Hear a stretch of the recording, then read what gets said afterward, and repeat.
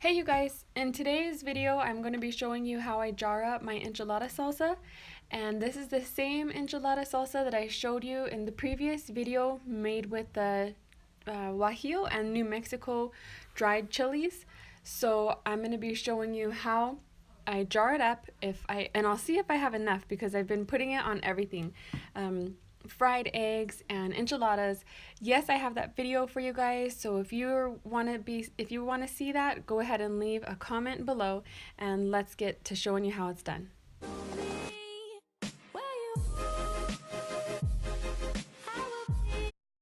Okay, to begin, I am going to add about 3 inches of water to the bottom of my canner, and I'm putting my clean jars into the water, and I'm going to bring that up to a boil so that way they can get a little bit sanitized. Okay, so I have our towel out for our jars. Our jars are nice and heated over here.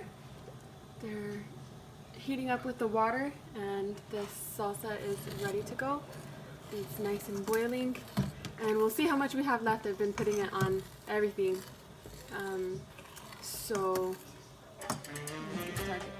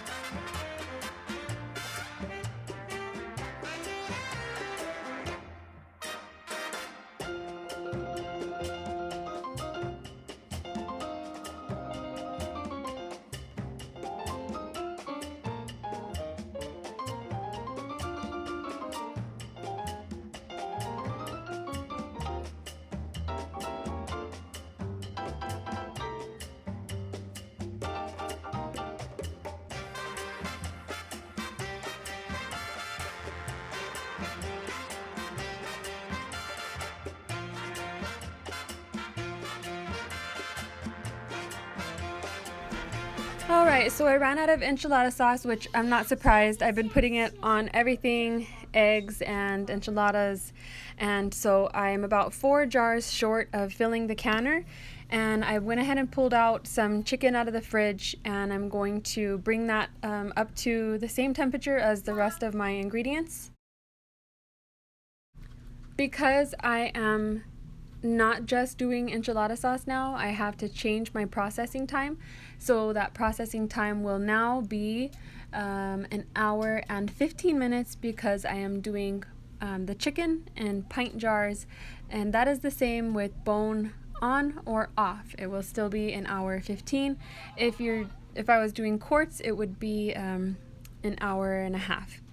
So here I'm just wiping down the rims of the enchilada jars, excuse me, while the chicken is coming up to a boil, and I will put those into the jars at that time. Okay, next step is to pull these lids out of the hot water and start covering our jars that are filled with our enchilada sauce, and just cover each of them. And I will start putting the rings on these in a sec after we get these all covered. Okay, so I've got all the lids on, and now it's time to put the rings on. And the rings are only here to hold the lid in place. When the pressure is building and the air is coming out of the jars, the lid will move. So the ring is just there, like I said, to hold the lid in place, but it needs to be loose enough that the air can escape. And so if you notice here, I'm just putting it on at finger tight, and if it feels too tight, then I back off just a little bit. Once we have all the rings on, then I'm going to put these straight into the pressure canner.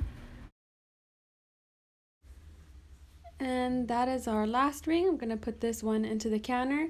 The chicken is at a boil now, so I will be putting the chicken into the remaining jars. I'm going to see how many jars I can get filled here. Like I said, I've been putting this enchilada sauce on everything, including enchiladas, which I did grab the video for, but I have to still edit it, so it'll be coming soon. I was only able to fill 2 pints with the chicken, so I'm pushing out all the air bubbles here. I filled it with the enchilada sauce, and I'm covering it. Remember, the rings go finger tight, and I'm going to put it in the canner. A few minutes later. Now that we're at a boil, I'm going to go ahead and cover it up, making sure to align the arrow on the lid with the arrow on the handle, and slipping it on and sliding it into place and making sure that lock is secure. A little longer than a few minutes later. So the lid's been on for a while and the steam's been releasing, but now that this steam is steady, you can see that it's a steady stream of steam. I'm going to go ahead and start a 10-minute timer and let that pressure build up inside the canner. So timer for 10 minutes when you see this steady stream of steam. 11 minutes later. So this has been steaming out for 10 minutes, and it is now time to put my weight on. For my altitude here in the high desert, I'm using 15-pound pressure weight. There goes that little safety plug thing in the back. And when this weight starts rocking, then I will set my timer for the processing time, which is, because of the chicken, 75 minutes, an hour and 15. If I were using quarts, my processing time would be 1 hour and 30 minutes. So when this starts rocking, I will show you and I will set my timer. 1 minute, 37 seconds later. So here it is. You can see that it's rocking, and so I'm going to set my processing timer for 75 minutes. 1 hour later. Okay, it's been 75 minutes and I'm just going to turn off my stove. Una eternidad más tarde. Alright, it's been a few hours and I've let it come to depressurize naturally. I left the weight on, and this is important because a lot of the processing time calculations include the depressurizing time also.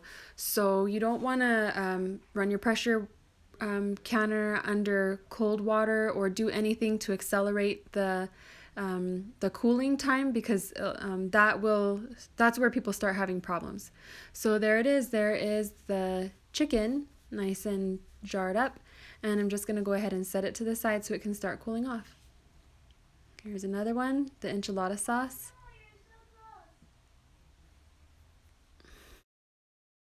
So this enchilada sauce, as you can see, is super simple, and it's even simpler to use when you have it jarred up like this. I use this for my pozole, my menudo, my chilaquiles. It's very fast, very easy.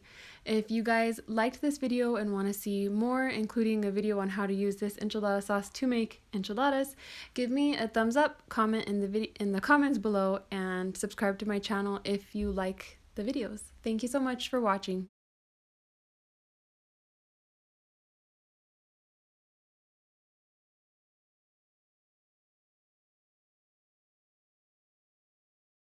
Compass point you home, calling out from